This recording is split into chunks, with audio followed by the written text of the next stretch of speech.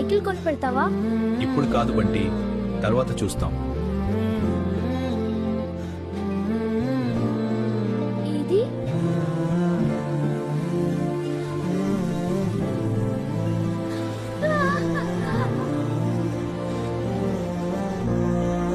అమ్మా, మన cycle bed కింద ఉందేమో.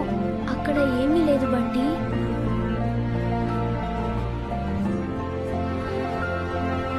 నీకు సైకిల్ లేదా? రేపే వస్తుంది, మా నాన్న కొనిపెడతాడు.